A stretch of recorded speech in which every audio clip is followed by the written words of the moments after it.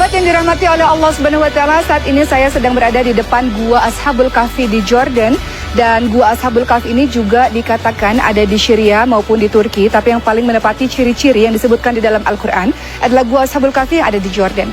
Kisah mengenai Ashabul Kahfi bermula dari 7 orang pemuda yang sangat mencintai Allah dan beriman kepada Allah Subhanahu wa taala. Lalu ada seorang raja yang kejam yang meminta pemuda tersebut agar meninggalkan agama Allah dan menuju ke agama sang raja. 7 pemuda ini pun tidak mau mengikuti apa yang diucapkan oleh sang raja. Mereka kemudian lari dan berlindung ke dalam sebuah gua. Di tempat inilah mereka tertidur selama 309 tahun. Di dalamnya Allah membalik-balikkan badan mereka sehingga Allah menjaga tubuh mereka. Dan kemudian ketika mereka bangun, mereka mengatakan dan saling bertanya satu sama lain, sudah berapa lamakah kita tidur di tempat ini? Salah seorang mengatakan mungkin setengah hari, kawan lain mengatakan mungkin 1 hari penuh. Lalu mereka pun mengatakan, marilah kita mencari makanan. Dan kalau salah satu dari kita mencari makanan, cari makanan yang halal, cari makanan yang baik, dan jangan beritahu pada penduduk bahwa kita bertempat tinggal di sini karena khawatir mereka akan membunuh kita.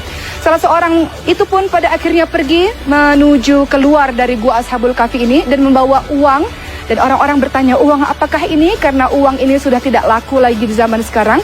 Dan mereka pun pada akhirnya paham bahwa orang ini adalah satu dari 7 orang yang disebut sebagai pemuda atau Ashabul Kahfi.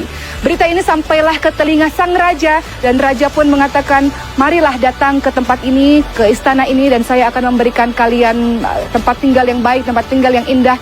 Lalu 7 orang pemuda itu pun mengatakan, wahai raja, kami sudah sangat bahagia, kami sudah sangat senang. Pada akhirnya kami mengetahui bahwa penduduk di tempat ini semuanya telah beriman kepada Allah Subhanahu wa taala. Kami hanya ingin berdoa kepada Allah agar Allah pun memanggil kami untuk menuju kepada Allah Subhanahu wa taala. Maka Allah matikan mereka dalam keadaan yang beriman kepada Allah Subhanahu wa taala. Pembelajaran dari Ashabul Kahfi sangat luar biasa teman-teman sekalian, membuat kita memahami bahwa apapun yang terjadi, ujian-ujian yang Allah berikan adalah Allah hanya ingin pembuktian dari kita, betul tidak kita beriman pada Allah Subhanahu wa taala atau hanya berdusta saja. Dan di belakang saya dibangunlah sebuah masjid pada pemerintahan Jordan di tahun 2006 untuk setiap orang mengambil pembelajaran dari kisah Ashabul Kahfi atau 7 pemuda yang tertidur selama 309 tahun di dalam ini.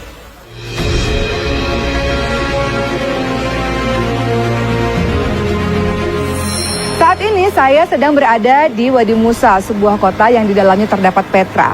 Disebut dengan Wadi Musa atau Lembah Musa karena dikatakan bahwa Nabi Musa alaihissalam dan Bani Israel sempat singgah di tempat ini setelah kejaran dari Firaun.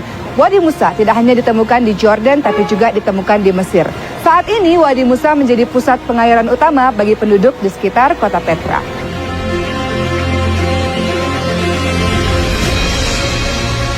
Sahabat semua, inilah batu yang dipercayai, batu di mana Nabi Musa memukulkan tongkatnya, dan di bawah batu ini terdapat mata air yang sekarang sangat berfungsi bagi penduduk sekitar. Dan pemerintah Jordan pada akhirnya membangun bangunan ini untuk melindungi batu ini.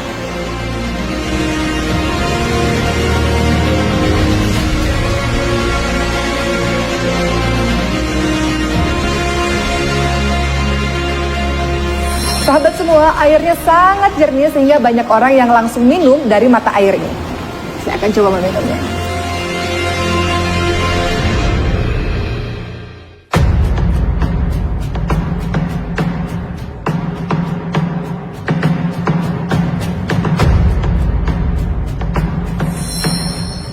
Sahabat yang dirahmati oleh Allah Subhanahu wa taala, ada beberapa peraturan sebelum kita datang ke tempat ini, yaitu jangan menyelam, jangan berenang jauh dari tepian, kemudian lindungi mata dan lindungi mulut dari air, dan kemudian berenang dengan cara terlentang. Di mana saya berada? Saya berada di Dead Sea atau Laut Mati.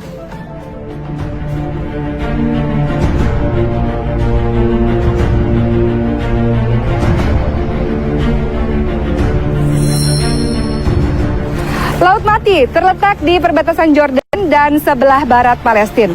Laut Mati memiliki kandungan mineral yang sangat tinggi sehingga membuat ramai orang datang ke tempat ini untuk sekedar berenang atau mandi untuk membuat kulit mereka menjadi lebih sehat. Laut Mati disebut sebagai Laut Mati sebab dengan kadar garam yang sangat tinggi tidak ada satu makhluk pun yang dapat hidup di dalamnya. Dan menurut versi lain, kenapa Laut Mati disebut Laut Mati? Sebab di sekitar tempat ini terdapat sebuah kaum yang Allah azab karena kaum tersebut tidak beriman kepada Allah Subhanahu wa taala. Siapakah kaum yang diazab oleh Allah Subhanahu wa taala itu?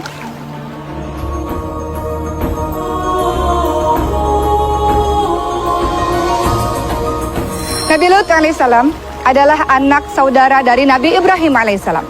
Diutus oleh Allah Subhanahu wa taala untuk berdakwah bagi kaum Sodom, sebuah kaum yang mengerjakan pekerjaan maksiat yang sangat luar biasa. Mereka mencintai sesama jenis.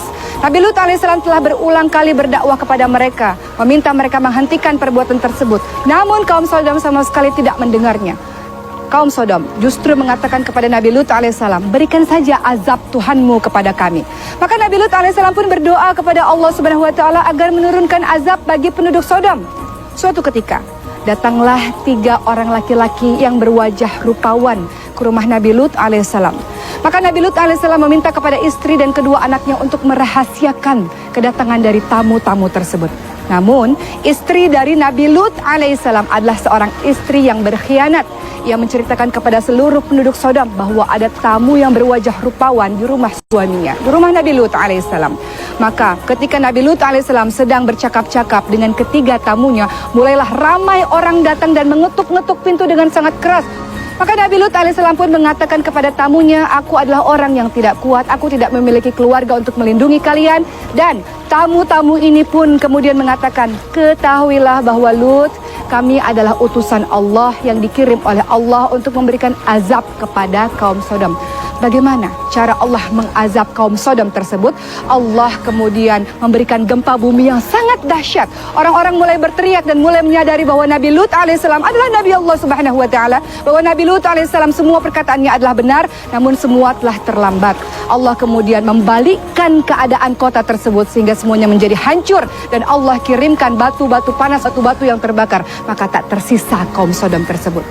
Orang-orang ramai mempercayai bahwa kaum Sodom terletak di tempat ini, bahwa tempat ini menurut kepercayaan sebagian orang adalah tempat di mana Allah Subhanahu wa taala mengazab mereka. Apapun dosa yang kita lakukan, termasuk sebagian teman-teman yang mengikuti perbuatan dari kaum Sodom, semoga ketika Allah masih memberikan nafas adalah jalan terbaik kita untuk kembali kepada Allah Subhanahu wa taala.